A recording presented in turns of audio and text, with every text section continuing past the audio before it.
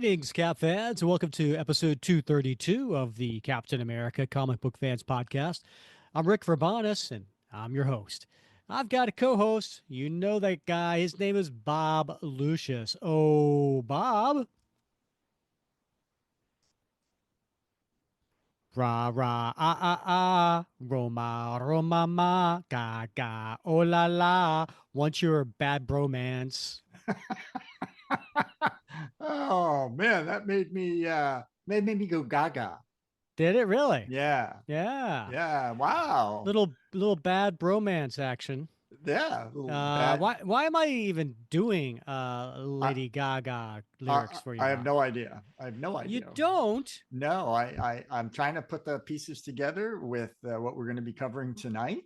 Hmm. There's a bit of a bromance involved, a couple Yeah. bromances. Well, anytime you got The a bromance triangle. Stephen Bucky thing, Yeah. right? And that's a Yeah. bad bromance, right? No, Yeah. but the beginning. Rah rah rah rah. No? Maybe No? I All don't right. know. Yeah, All right. okay. All All right, right. listeners. All right. It's gonna come to All right. Bob.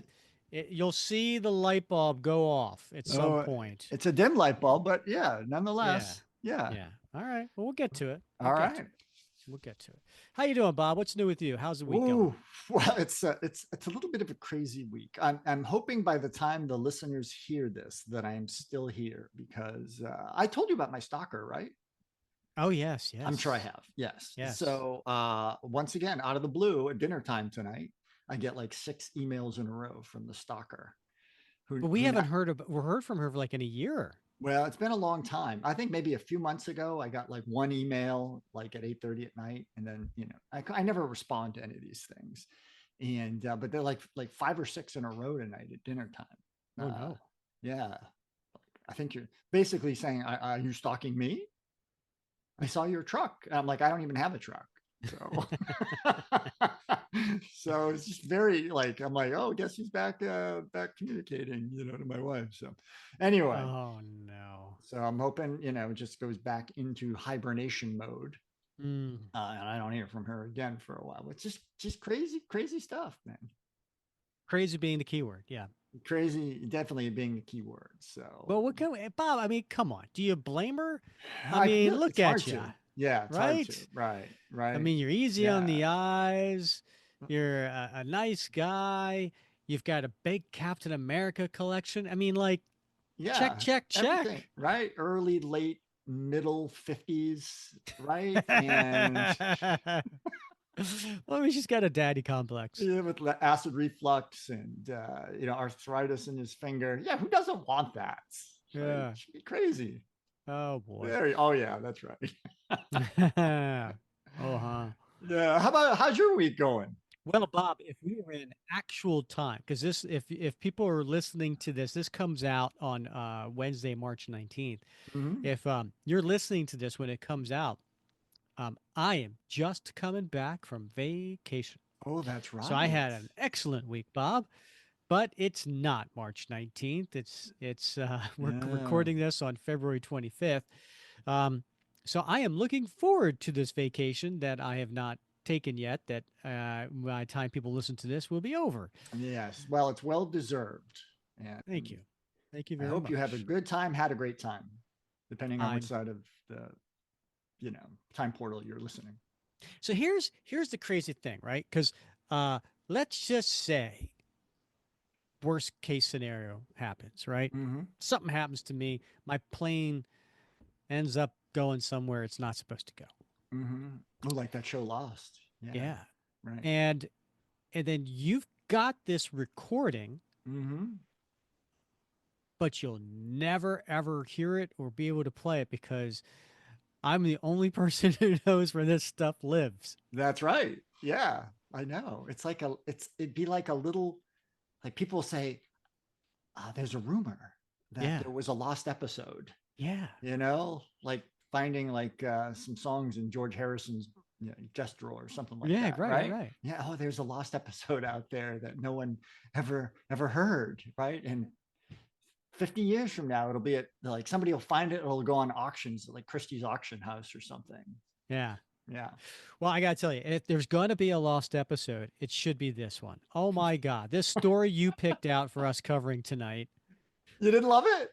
I didn't love it. Oh, come on. You are such a sad sack. This I is am. so much fun. Oh, Such wah, a wah. fun story. Well, first of all, you know I'm not a big World War II fan. All And right. we've been on a run with these World War II stuff. Uh-huh. You Uh-huh. you gotta you gotta stop with it, man. Like we need a break. I need some I need some classic 80s or 90s good old Okay. fashioned Cap fighting some super villains. Right. Some Uh serpent themed villain or something. doesn't matter. Yeah, something. Okay. Oh, I don't Oh, know. yeah. Okay. All right. All right. Yeah. But this is Uh just like a clever, fun little story yeah, that yeah, it that not a is. lot of I'll people give it know that. about, right? I'll give it that. Yeah, and we'll talk about it here in a minute. But Yeah. anyway, I do want to say welcome to our newest Shield Slinger supporter of the podcast. In fact, Bob, this is somebody who was listening. I don't know for how long, but they've been listening for a little while. And then we did our live um, review Mm-hmm. of the new Captain America movie, and one of the perks was, hey, if you sign up, patrons get to be mentioned on the show in the Right. chat, and he signed up. Wow. Yeah, From that eh, show. from that show. His name is Carl Bruno. I'm gonna All say right. Bruno because I think it's French. It's Brunealut. And Carl joined, and the reason I think it's French is because he's from Quebec, Canada. All right. I love Quebec. We are expanding. We got the UK, Yeah. we got Austria, and now we got Quebec supporters of the show. Yeah. So that we appreciate that. Very appreciate it. And We he do. We do. I've been trying he to talk my wife into taking a trip to Quebec during the wintertime. I went there when I was in high school, spent a lot of time there when I was in college because it was only a couple hours away from where I went to university in Vermont. And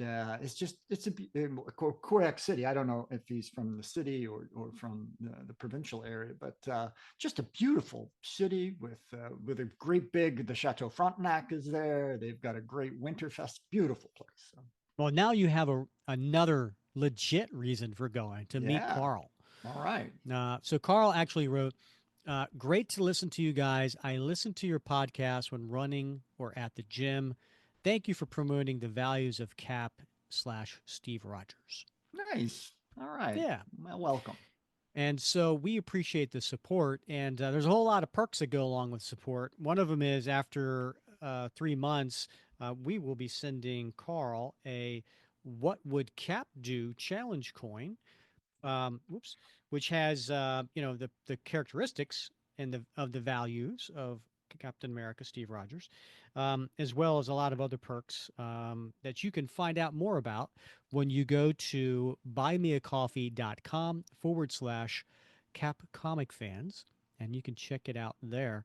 And we really do appreciate it because we this is a labor of love.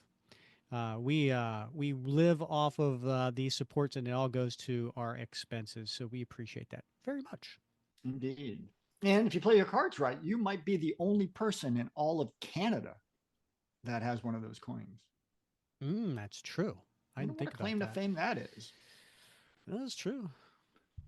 We have over 100 different countries that have listened to this podcast. Mm-hmm. I'm not really thrilled with the idea of trying to mail these out to all these different countries. Sure. Yeah. Uh, Right. but you know what? Hey, if someone wants to support the show, we at least we can do is tell them thanks. Yeah. I like that shirt you're wearing. Oh, thank you, Bob.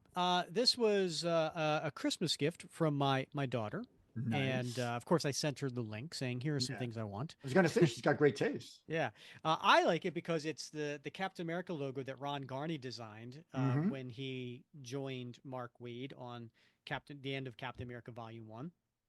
So I like it because it's that, and it's got the little the shield there, and it really Yeah. pops really well on Yeah. the black shirt, and Yeah. it fits well. It fits Yeah. well, so I'm It's happy about that. it's very slimming. Very nice. Yeah. You look Now, it's good. funny is who does the laundry in your house, Bob? Well, it's a joint effort. So I do my own stuff, and my wife does her stuff, and our sons, and she does the towels at the end of the week, and the sheets. And so that's sort of the division of labor when it comes to the laundry. About When yourself? you say the sheets at the end of the week, you guys wash your sheets weekly? We do. I'm always Fancy. yeah. Ooh la la. Wow. Yeah, yeah. So yeah, Yeah. yeah, So I do the laundry in our house, and I do most of the laundry. I do the washing, uh-huh. and I do put it in the dryer, and I Yeah, take everything out and make sure, and then t-shirts wrinkle, right? So I'm yeah, very, very careful. I take the t-shirts out of the washer, and I lay them flat, and then I make a whole stack of them, and I lay them in the dryer. That way they're not all crumpled up, oh my And so gosh, then when they come out, yeah. I do the same thing. I lay them all flat, and then I take the big pile of t-shirts, Bob, and I put them upstairs on our bed for my wife to fold. Do you know why? No, but I can't wait to hear. I don't do it right. It's hard So to imagine the whole system would break down at that folding point, but okay. apparently, so I grew up, and I would take my T-shirt and I'd fold it in half, Uh-huh. and then I'd fold it in half, and then I would Yeah. put it in a pile in the drawer, right? So, Yeah. my wife, when I had met her many, I don't know, 12 years ago or something, she was like, well, then you're going to have a line down the middle. And I'm like, I don't think so, but okay. And then she Yeah. showed me how to fold it, because I guess she spent 3 months working at a J. Crew. I don't know. Yeah. Um, Oh, and yeah. and so she learned how to, Mhm. fold the sleeves in, and then Yeah. do it. And she did it like Yeah. real quick. And I'm like, show me how to do that again. And then I tried doing it, and it never Yeah. did right. And she's like, you Just just nicely let me played. do it. I'm like, Nicely done. Well, this is going to blow her mind, and yours as well, Rick, I'm sure, because this is just a paradigm shift. I actually roll my t-shirts. So what? yeah, they're folded lengthwise and then roll them into a cylinder, and they're placed in the drawer, just like my You put them in underoos. cylinders? No, they're just shaped like a cylinder, right? You roll them up and then boom, put them in the drawer, a couple layers When you deep. say you fold them lengthwise, what do you mean? So, like, fold the sleeves in just as I think you do, and then I fold it No, my over. wife does. Yeah. Oh yeah, and fold it over. So you get about this much folded material, right? Now Mm-hmm. it's Mm-hmm. now it's about this long, and then just start at the neck and roll it so that it's now a tube. And Do you find that takes up less space? I don't know. I don't know if it does or not. I probably not. But that's just how I learned to do it in military college. Ah. That's how it had to be when they did inspection. So they pull out your wardrobe drawers and look in and say, oh, everything, underwear, everything's rolled, socks, everything's rolled up. So, Well, because I need to figure out a way man, this is to take up less fascinating. space, Yeah. because I can't close my drawer Mm, with the stack of cap T-shirts I have, and yeah. and especially since you gave me 5 more T-shirts for Right. Christmas, Yeah. right? So I'm like, Yeah. I have 3 stacks of cap T-shirts. I have the 2 different stacks that can fit in the Mm-hmm. drawer, and then I have the one stack that no longer fits me. And so I need to lose another 10 pounds before I can fit into Uh, that stack, yeah. and then they make it back into It's a the drawer. motivator. Yeah. Yeah, yeah. All right. Folks are like, man, this is a riveting We should show. probably get to today's issue after I build it up so much. Yeah, right. Yeah. Oh, yeah, exactly. Yeah. This episode is brought to you by Indeed. When your computer breaks, you don't wait for it to magically start working again. You fix the problem. So why wait to hire the people your company desperately needs? Use Indeed's sponsored jobs to hire top talent fast. And even better, you only pay for results. There's no need to wait. Speed up your hiring with a $75 sponsored job credit at Indeed.com/podcast. Terms and conditions apply. I was never really a runner. The way I see running is a gift, especially when you have stage 4 cancer. I'm Anne. I'm running the Boston Marathon, presented by Bank of America. I run for Dana-Farber Cancer Institute to give people like me a chance to thrive in life, even with cancer. Join Bank of America in helping Anne's cause. Give if you can at BofA.com/supportAnne. What would you like the power to do? References to charitable organizations is not an endorsement by Bank of America Corporation. Copyright 2025. All right, so today's comic, I'm going to pull this out. So, All right. so today's comic is the Captain America one-shot called Guardian of Freedom. And I didn't know a thing about this. Now, Right. the only reason I have this, Yeah. see this little red sticker here? I Yeah. got this at a comic book convention. It was either a $1 box or $2 box. Yeah. And I said, oh, this is one of the stories Bob wants to cover. Right. I should probably pick this up. Yeah. So I did, and now I have it, and now I'm so thrilled. Yes. Well, it's funny because I don't think this is available on Marvel Unlimited. No, it's not. It's not. No. And Yeah. I couldn't find hardly any information about it. I looked it up on Marvel Fandom. I looked it up on different price guides. They really It never is on get to- Marvel Fandom. Hold on. I'll get there. Oh, all right. So if you look up Captain America #1, Guardian Mhm. of Freedom, it will not show up. It will not. Yes. Well, that's what I thought it was, because that's what Okay. the title is. That's right? what it says. Yeah. Right. And then if you I was like, I'm like, is this part of other story? Because it feels like we came in at a story that was going on and it has Uh-huh. a cliffhanger, and I'm like, does it continue? And then I looked on this last page, Right. which it has these 6 different comics. Right. And Yeah. I was like, let me look those up. Yeah. And I can't really make them out. So I did make out the fact that one says beware of Daredevil. So I looked that up. And then Yeah. I saw this one, call him Thor. I looked that up.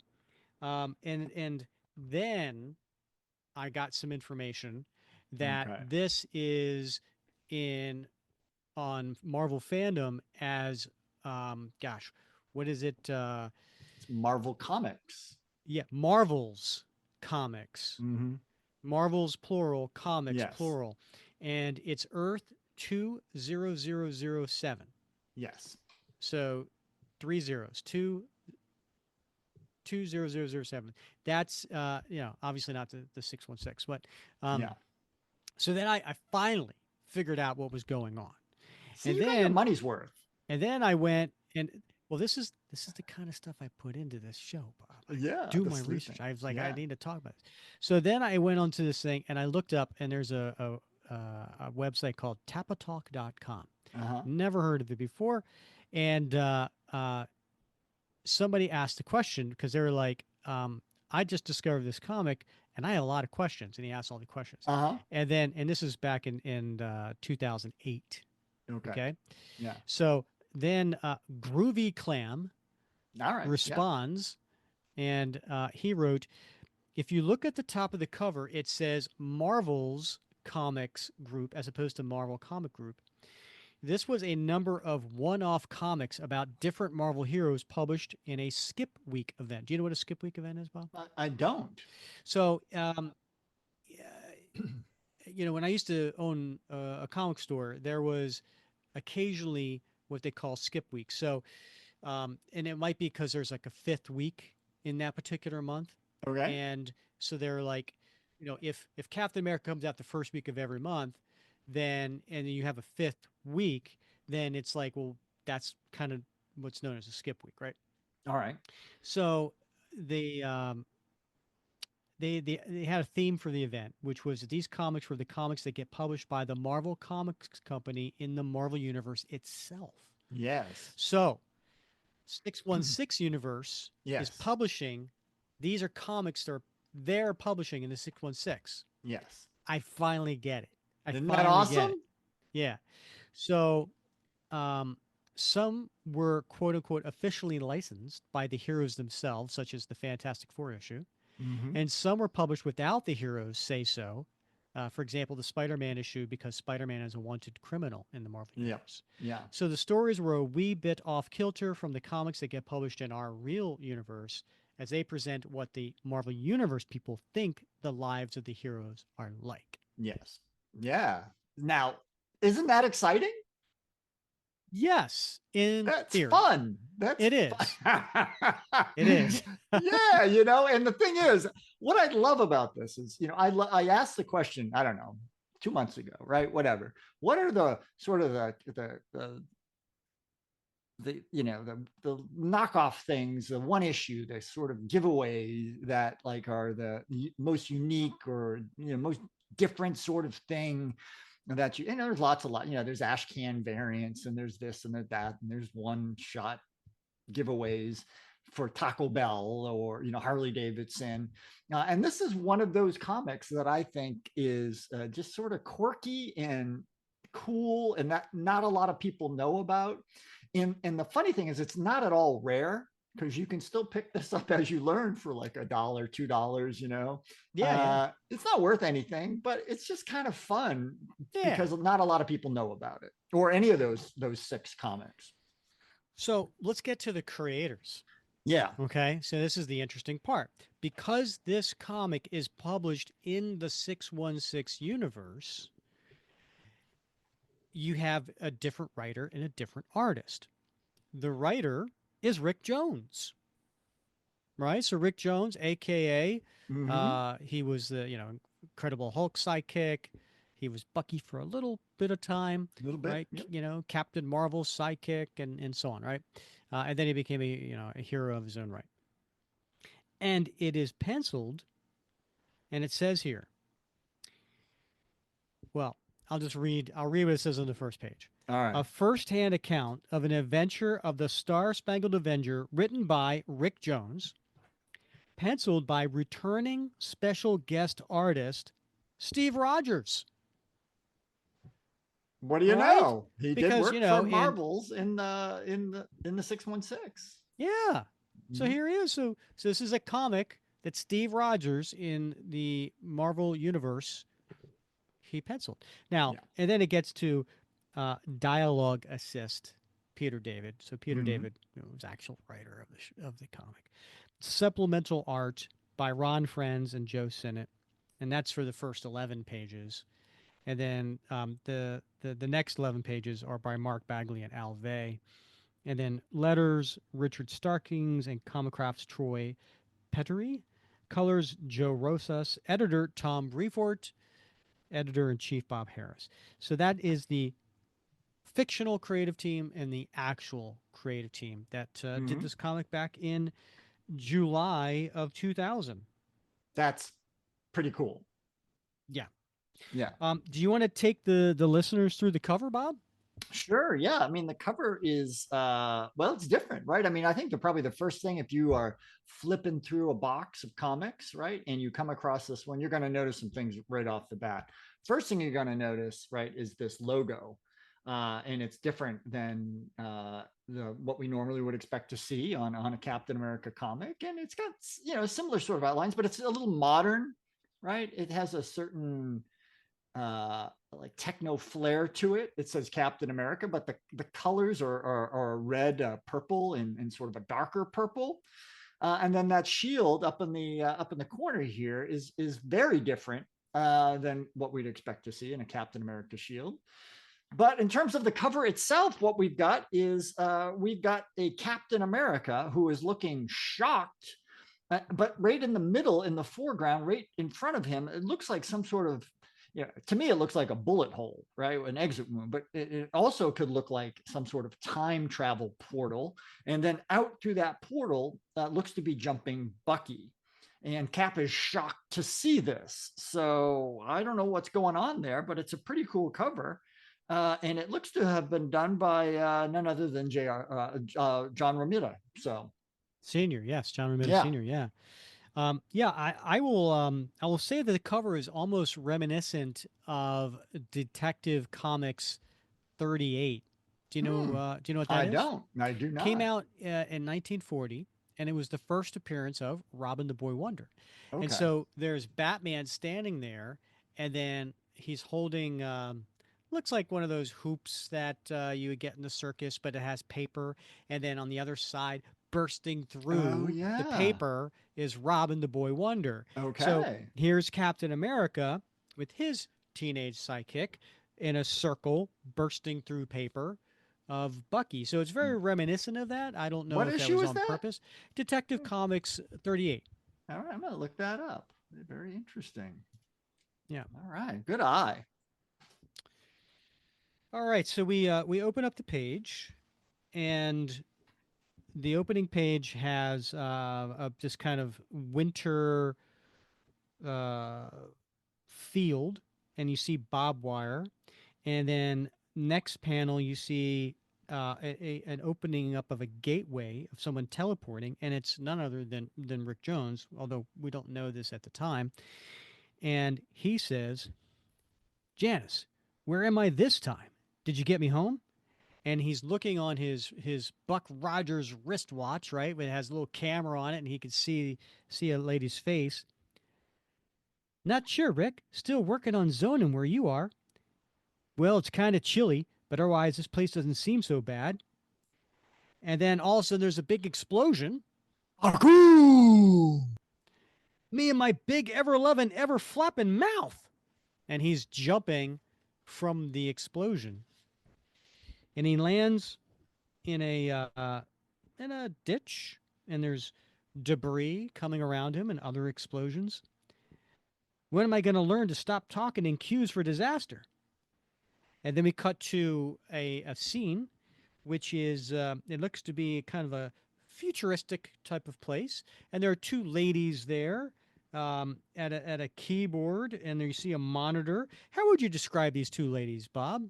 Well, they're looking like very, very 90s, early 2000s, right? And it's sort of a Nagel look. Remember Nagel? He used to do Oh, yeah, I remember Nagel. everybody remembers Nagel from that era, right? And so one of the women is in an army uniform, so green army uniform. She's got captain's bars on, and she's wearing a beret. And the other one has a sleeveless T-shirt, and she has a little bit of looks to be a red, almost like a mohawk with a long ponytail, braided ponytail behind her, with lots of gold bracelets. So I think we can assume here, just based on the conversations, that this is Rick's granddaughter, Janice Jones, from a parallel universe. And then this other military woman It's says, Colonel Carrie St. Lawrence. Yeah. Jones, what's happening? Are you okay?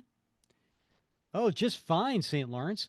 I'm thinking of giving up trying to get home and building a summer place here. For crying out loud, Carrie, I'm in some kind of war zone. Now you and Janice and your big brand techies get me out of here. That's a big no-can-do at the moment, Gramps. The temporal flux components are fluxed up again. Then what am I supposed to do, huh? And then we see a rifle pointed in Rick's face. What you are supposed to do, American Schwein, is die. Hi, Nazis, right? Hey, you want to hear a joke? And he puts his hands over his head as he's kneeling there. And all these soldiers come up to him. What's the question, the answer to which is 9W? Was? Hey, Richard Wagner, does your name begin with a V? Get it? 9W, like 9W, because it's pronounced Wagner, but it's W-A, kill him. Wait, I got better jokes. Save him, son. We'll be having the last laugh. And we hear this voice coming off panel. And then we turn the page, and what do we see? A big double page splash. That's worth the price of admission right there, Rick. It really is. And it's Cap in his motorcycle with Bucky hanging on behind him, and Cap's got his shield up. And all of a sudden, the soldiers, the Nazi German soldiers, are firing at him, and there's explosions in the sky. He's jumping overhead. Rick Jones has got a big smile on his face. And the title to this one is, Bob? World War II, People Zero, Time Rip, Part 5. Now, Bob, Yeah. Before I knew the history of what was going on here and these one shots during this skip week, I thought that all these other comics were tied into each other and Rick Jones was just skipping around in Mm, between different stories. And okay. this was part 5 of a 6-part story. Okay. That would have been pretty cool. I was completely confused. Yeah. But what this really is, it's just we're catching the middle of a story. Right. Yeah. Yeah. Which Yeah. is a cool, We cool missed the concept. first 4 issues, right? Yeah. And so Bucky's hanging on the back. Yeah. And the Ratsies are going to be laughing out of the other side of their mouths. I could offer you fellows the option of coming quietly, but I don't think you'd take me up on it. Aye! The accursed Captain America and his equally accursed sidekick! Stop them! They're just one man and one boy! But an American man and boy, Goose Stepper, and that makes all the difference.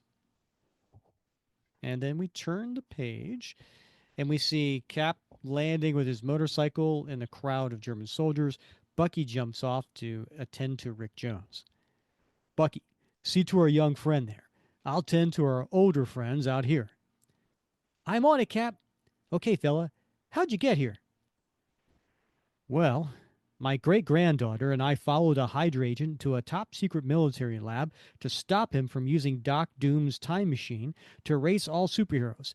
Except I fell into the time machine and they're having trouble bringing me back.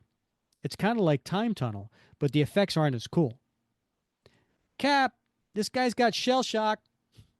That's the best panel right there, right, Rick? Because we got Bucky saying that, and he's got his hand on Rick's shoulder, and Rick's just kind of rolling his eyes. Yep. Then he'll need medical attention, and we won't be the only one, right, boys? Only one of us is walking away from this one, and it won't be me, because I've got a motorcycle, so I can ride away. That bewitched shield is ever... Ah! And sure enough, that shield is ricocheting all around, hitting the German soldiers. Next page. Not everywhere, son. Only everywhere it needs to be. Just like me. Me and every other red-blooded American who refuses to stand by and let evil triumph. And you'll have plenty of time to dwell on that in a POW camp filled with sadder but wiser Nazis just like you. And these are 3 big panels of Cap jumping around. And Frenz here is doing his best homage to Jack Kirby. He sure is. Yeah. Yeah. I mean, down to the way Cap is jumping, to the angles with the arms stretched out, and the action, and the kicking with his legs, both legs out. I mean, that's got Jack Kirby all over it. And and the dialogue is definitely aping, what you might expect in a Tales of Suspense story, or a very early 1960s Cap. Yeah, totally. Especially, I felt that way when Rick was being sarcastic to his granddaughter and said, "Oh, just fine. I'm thinking of trying to get a home and build a summer place here." Like that was Stan Lee. That totally was Stan Lee. Right. And these ads in the book are like 25 years old, so I find them interesting. Like right now, when you're looking at this ad in 2000, you can get a free CD game inside Captain Crunch. I don't remember that. I don't either. I would have been all over that, I guess. But yeah. Free CD-ROM game. Wow. I don't have that ad. No? No. No, I don't. Oh, here it is. Yeah. Oh, yeah. Oh, that's why. I would have been getting the Crunch Berries. Oh, Crunch Berries is my favorite cereal of all time. Right. Yeah. What's your favorite cereal? Quisp. Yeah. No. You know what I'm talking about, right? Oh, no, you didn't. Yeah, Quisp. No, man. you didn't. Yeah, the little guy with the propeller head. Yeah, I know. Bucks. Yeah. I love that stuff. All right. Captain Crunch Berries is still my favorite, but Quisp is my most sentimental. Now, here's a funny Quisp story. Yeah. All right, folks, sorry. It's time for a tangent. So apparently, I talked about Quisp a lot, especially around my kids. Uh-huh. According to them, especially my daughter. Yeah. And so, um, whenever like we go on vacation, like yeah, like if you go on a vacation, one of these places, like you rent a place for the week, and so then you go to the Uh-huh. grocery store because it has a kitchen. You pick up groceries Yeah. for the week, right? Yeah. Inevitably, I'm always like, I'm getting Quisp for the week because Yeah. like I'm on vacation. I can eat sugary cereals. It's okay, Yeah. whatever. And inevitably, that's what I do. And I guess I talked about it way too much because then it became a running joke with my daughter that apparently I mentioned the word Quisp at least once a month, which is not true. It's not true, right? Yeah. And so, so every once in a while, like if like especially when I don't see her for a while and Yeah. she's and I go and I give her a hug, I come up and I whisper in her ear and I go, Quisp. So for Oh, Christmas, I got her, Fred Hembeck does sketch cards, right. right? And I don't know, one day he did Quisp. And nope. Did anybody bid on it? Oh yeah, Except you? I had to pay a lot of money for it. Or I was did like, you? I gotta get this quiz sketch card. So I got it and I gave it to her for Christmas. And oh my Uh, God, she laughed hysterically. oh my gosh. That's awesome that like so many people bid on it. That yeah, there's a lot of sentimental. Well, at least one other person did. Yeah, at least Yeah. one other Yeah. Alberto. Yeah. Yeah, right. Yeah. Apparently Alberta loves Quisp too. Oh, that's great. Back to the comic. So we turn the page and at this point, it's just Cap and it's Bucky talking with Rick Jones. Cap, you didn't leave any for me. Next time, Bucky. So who's our friend? Name's Rick Jones. Cap, believe it or not, I'm from your future. Mind if I stick with you until my folks back home get the old time machine up and running? Heh, quite an imagination there, Rick. If you're from our future, I guess you know everything about us, huh? You could say that, Roger. Huh? And Cap and Bucky look shocked. And then Rick Jones looks very pleased as he's standing there with his arms crossed. He's Private Roger Stevenson. You're Bucky Barnes.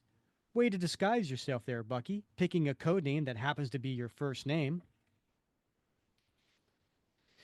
Next page, we get back to the base, and they're in the tent. It's not something we haven't all thought about. Oh, Bucky? Yeah, right? Yeah. Yeah. I'm glad Rick finally said it, Yeah, it's been mentioned. And then, so here's the thing. And this is when I knew I wasn't in the 616 because Roger Stevenson is got dark hair. Yeah, that's right. And I was like, well, wait a minute. That's not Cap. But listen, if I'm Steve Rogers, the artist, Yeah. and I'm doing something about Captain America, yeah, I'm going to throw people off my trail. I'm going to make some changes here. And he did. Yeah. Steve Thank Rogers, goodness the he didn't artist, made some he- changes. He didn't just throw a pair of glasses on him or something. Right. Right. Yeah. Oh, wow. Can't tell them apart. All right, then. If you know the future, tell me the Allies win. Totally. Now, how about us? Everyone says the war's winding down. We make it through, right? And then Rick Jones thinks of what happens, right? Where Bucky blows up on the drone, Cap goes into the water and he's frozen. But he says, absolutely, you guys do great. Ripe old age and stuff. And then he thinks to himself, what else can I say? That Bucky dies? That Cap is frozen alive? Why tell them that? And then coming in is Sergeant Shriver. I never heard of a Sergeant Shriver. Have you? No, I thought for sure it was going to be Sergeant Duffy storming into the tent, but no, you're right. It isn't. Yeah, I mean, I know how important he is to you with your first pick in the draft and all. Indeed, yeah. So, Stephenson, entertaining friends, are we? Do you have any explanation for where this man came from? He's a reporter, Sergeant Shriver. Yes, Sarge, we can vouch for him. And he might also be a spy. Whoa. Now hold on, Sarge. Rick here's an American as Betty Grable. Not to mention her brother, Clark Grable. And by this point, the Sarge is, he's chomping on a cigar, but he pulls out his looks like a 45. Very nice, Rick. You don't get it, Stephenson. There are spies everywhere. Well, with all respect, Sarge, there ain't any in this tent. Wrong, Barnes. And he turns and he fires point blank at Rick Jones in the chest. What?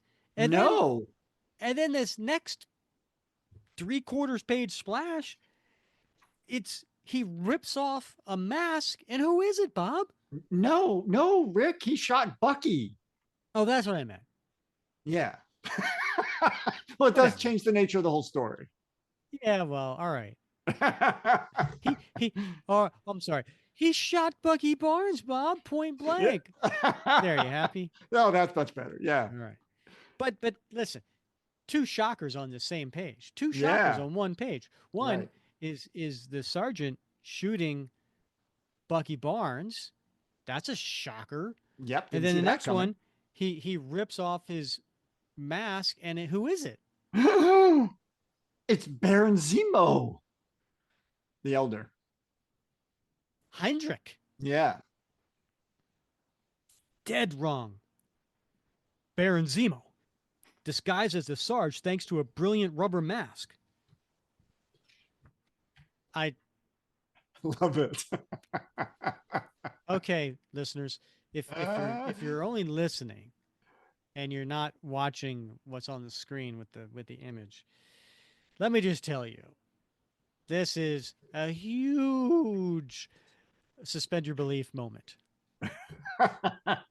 Yes.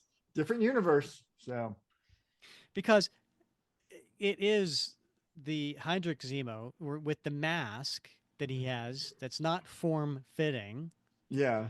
and the little tiara thing that goes around his head. Yep. And then apparently he put on a rubber mask Yes. that moved and was able to clench down on a cigar.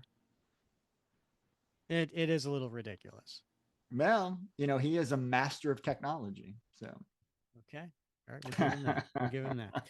All right. So now we get to the back half of the story, and it's interrupted by a full page letter, and it says, "Dear faithful reader of Captain America." Now, apparently everybody read this but Bob.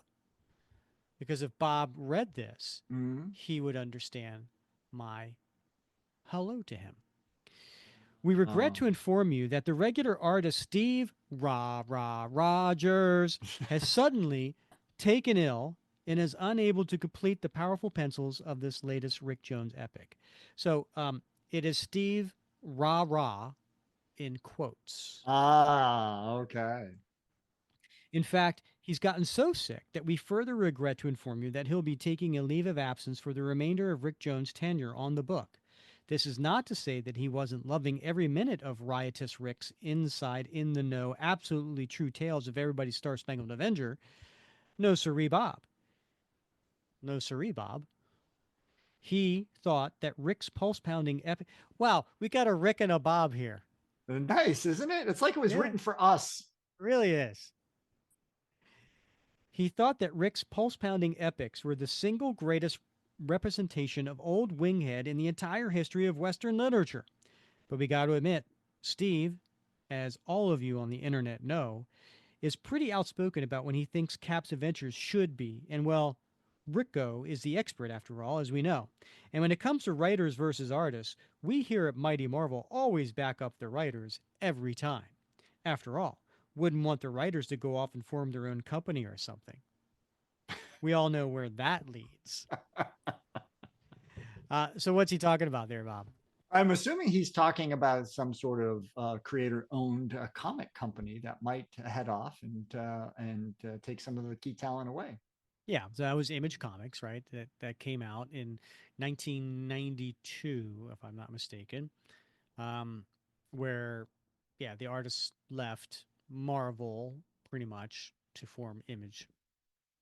In any event, hopefully, will be back as soon as possible. In the meantime, we present the awesome artistry of Mark Bagley and Al Vey.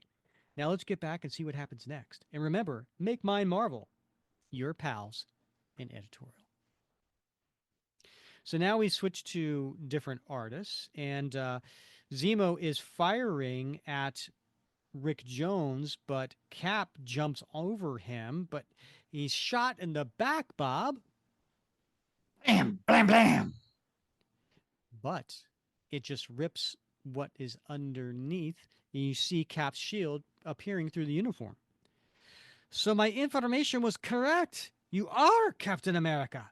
If you wish to finish this, Captain, I shall be awaiting you at Rathskeller Castle. And Roger Stevenson goes over to hold Bucky Barnes. Guess Future Boy didn't know everything at that, huh? You'll make it, old chum. I'm a Garner, Raj. I know that. Get the Ratsy, Rick, and get him in my name. Bucky. Roger Wilkel over and out. That is one moving death scene. Next page, we see Cap rip off in anger his army fatigues to see the Captain America uniform underneath. Where do you think you're going after Zemo? Not without me. I'm not going to risk losing another young lad. First, I'm not a young lad. Second, I've been trained by the best. Oh, really? Who? You? And then a moment there, Steve realizes, okay. And he shakes his hand. I'm counting on you. Make Bucky proud. Let's kick some ratsy butt. So we cut to the castle, and we see Heinrich Zemo talking to a man in the shadows. He will not come. He would have to be mad to walk into such an obvious trap. He is mad, mad with fury over the death of his ally. Trust me, Meinherr. He will... There! I see him! He is... No! It cannot be! How many times must we kill this American swine? And who does he see, Bob? Well, it appears to be Cap on his motorcycle, and riding behind him, it looks to be Bucky. Well, no matter. This time we will send them, both of them, to their grave. Permanently. And then he hits a button on the device. Cap! I see it, Rick. And what does he see, Bob? It looks to be some sort of big android-looking device that just pops up out of the snow-covered ground, and it's looming over Cap on the motorcycle. And he's got it looks like a combination of RoboCop. I don't know. Have you seen that remake of Lost in Space? Kind of looks like that alien on there. It's a very mean-looking robotic android device. Yeah, I kind of figured you saw it. That was just your garden variety startled exclamation. And by the way, for the time being, it's Bucky, right? Because he wanted this butt kicking in his name. Then this one's for you, Bucky. And he knocks the head off of the robot. Ching! And he crashes to the ground. Boom! That was easy. But all of a sudden, another 4, 5, or 6 androids pop up from the ground circling them. Uh-oh, you spoke too soon, son. Yeah, I got this bad habit of doing that. If we go down, Bucky, we go down fighting. Next page, Cap wakes up, and he and Bucky are tied by ropes onto this the drone. Oh my goodness, Oh, Bob! It's the same drone that they were tied yeah. to in the 616. Oh my gosh. Yeah, everything's coming back around. You know, Cap, next time I'm going to go down not fighting. The result's the same, and there's fewer lumps. And then we see Baron Zemo behind the control panel. This missile will fly straight and true, and to 10 Downing Street in London, and obliterate the hated Winston Churchill. Winnie the Great will be Winnie the Pooh after the missile hits. Do give him my regards. And my regards as well. Long have I waited for this moment, Herr Captain. And coming out of the shadows, who is it, Bob? Oh my gosh, it's the Red Skull. I would not have missed it for the world, Baron. At the Red Skull's command. We turn the page. Send our American friends out to launch. 30 seconds, Herr Skull. Please be sure to enjoy your flight. And remember to extinguish all smoking materials. You'll be the one extinguished, Skull. And he loosens his on his left hand to grab the wrist of the Red Skull. Was? If we're going, so are you. Zima, stop the launch. I can't. It's locked in to prevent sabotage. In that case, there is only one choice. And he pulls out this dagger from inside his long leather trench coat. I must cut off my own hand to escape his grip. Ah! And he does. He cuts off his own hand, Bob. He does. He slices it right off. And then the drone goes off and shoots out. But Baron Zemo kind of points out something to the Skull. Herr Skull, why didn't you just use a knife to stab Captain America himself? And then the Red Skull's eye grows big. No! Love it. The ropes are starting to give, Cap. I know, Bucky. Just a little more. What luck? Our motorcycle. Go, Cap, go.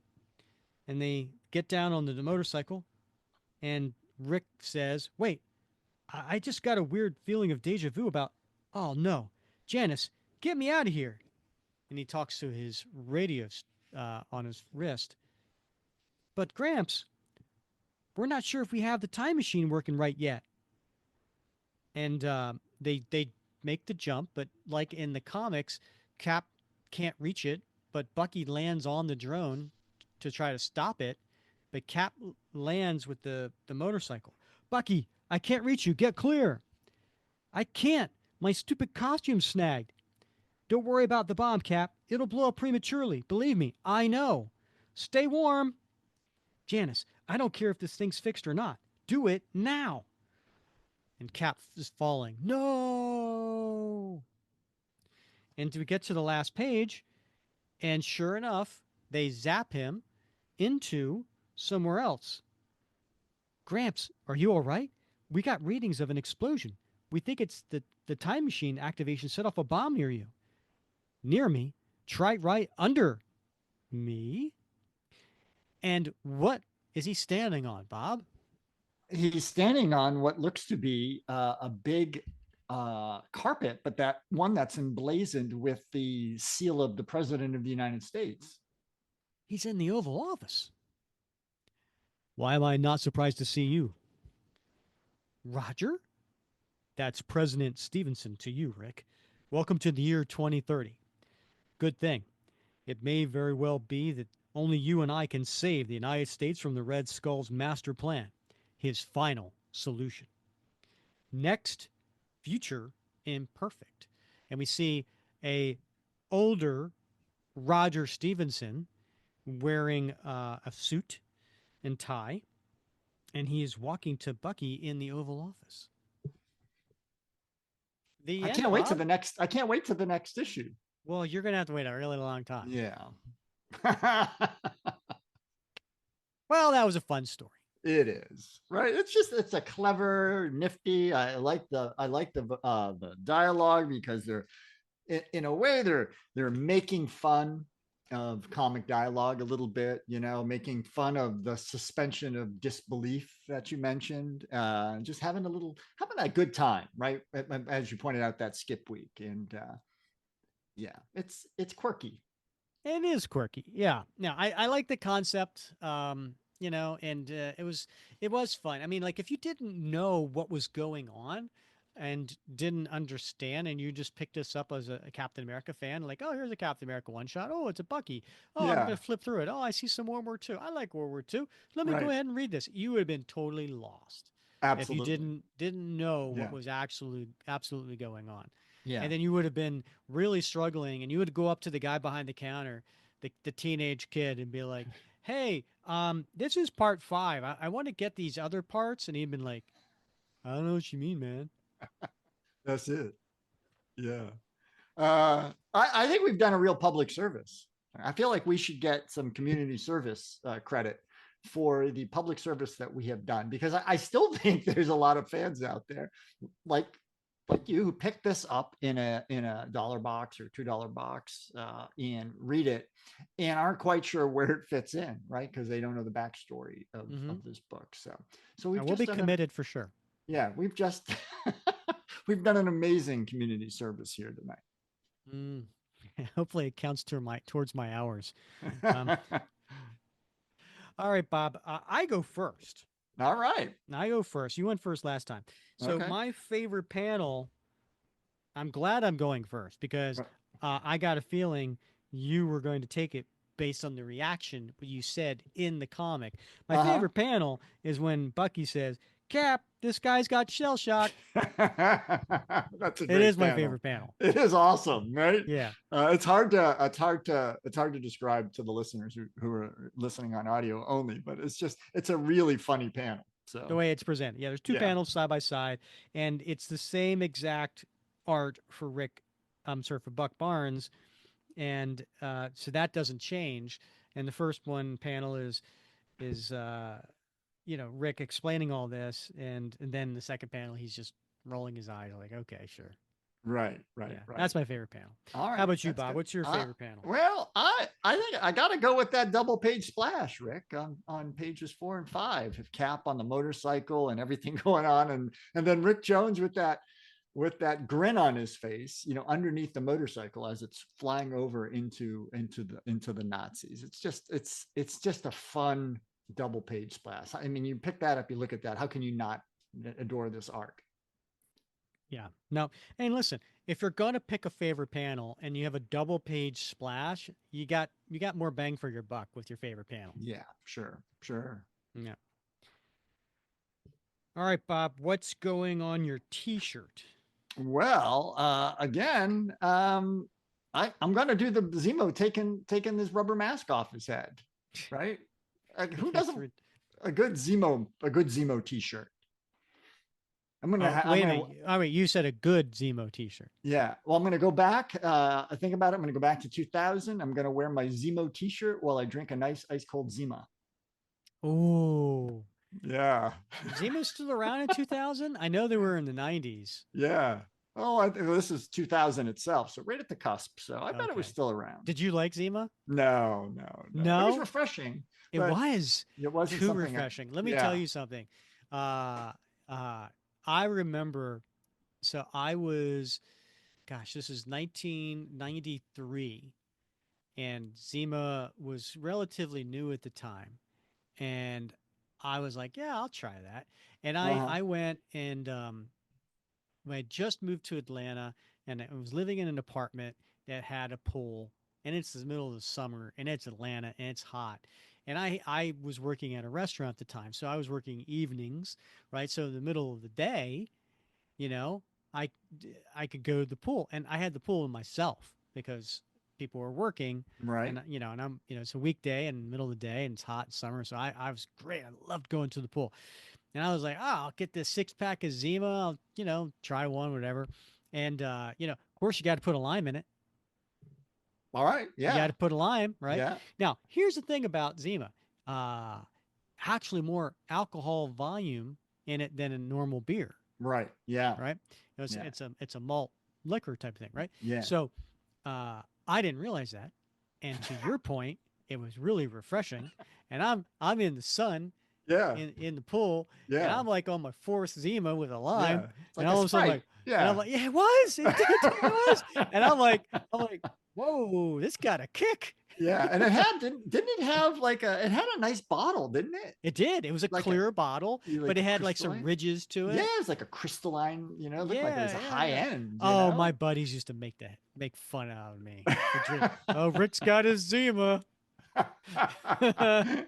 Well, there you have it. See, perfect day. A Zemo t-shirt and a Zima. Oh boy. All right. All right, you got anything you want to put on a t-shirt, Rick? I do, Bob. I'm going to go back to those 3 panels where I talked about, the Kirby-esque, right? This is page, I want to say page 7. The Mhm. second panel, which is Cap's jumping over a bunch of German soldiers, and it says, just like me and every other red-blooded American who refuses to stand by and let evil triumph. Nice. I think that would be a good right there on the t-shirt. Yeah. Oh, that's a good one. Yeah, I like that. All right. And how about a time capsule? It's going to be the last page. Oh, Last page. Yeah. I mean, that is Roger Stevenson as president of the United States. That's never happened before, Bob. It's just this one time. Yeah. So I'm Yeah. hoping 5 years from now this comes true, Yeah. Wow. All right. because that'll be 2030. Yeah. Very cool. I'm going to go to the first page, Rick, and that third panel with that wristwatch that Bucky Barnes is wearing. It's very Dick Tracy-esque, right? Very But much so, I yeah. think man, if you look back on it, that technology seems very far-fetched in 2000, and we're pretty much up to that point now. You know, Yeah. I had a wristwatch once that took photos. Oh, Had a really? digital camera built into it. It seemed very sophisticated at the time. The photos were they were like the photos that you might get on your flip phone. Mm-hmm. That level of quality, but at the time it seemed really high end, and it was around this time actually that I had that. So I'm going to go with that wristwatch because back then that seemed like the future, and Really did. but Yeah. we're living in the future. Dick Tracy, George Jetson. Yeah. Yeah, it was all. Yeah, 100%. All right. How's your flying car working out for you, Bob? You doing okay? Yeah, I'm having a hard time having the gas pump to reach. Hmm. Yeah. Speaking of flying cars, that ties back to Mark Bagley did the artwork for that Daredevil issue we covered that tied into Streets of Poison that had about the flying car in there. Oh, right. Yeah. Right. Yeah. I As do Mark remember Bagley that. was the artist there. Look at that. It all comes full circle, Bob. It does. It does. This show is so finely tuned, Rick. You have done an amazing job tying it all together. Oh, well, it's that the notes and pins up on the board, Bob. Yeah, the strings and yeah. Yeah. So All right, Bob. Well, as always, I've had a lot of fun wrapping Cap with you. I have too. I'm looking forward to next week to doing it all over again. All right. He's Bob Lucius. I'm Rick Verbanis. And if you don't mind, please rate, review, and subscribe wherever you listen. If you're on YouTube right now, if you haven't hit that thumbs up button, why not? And please make sure if you're on Spotify, you can give us a rating there. Apple, give us a 5-star review. And in Facebook, we love your comments. So, as always, we appreciate you listening to another episode of the Captain America Comic Book Fans Podcast.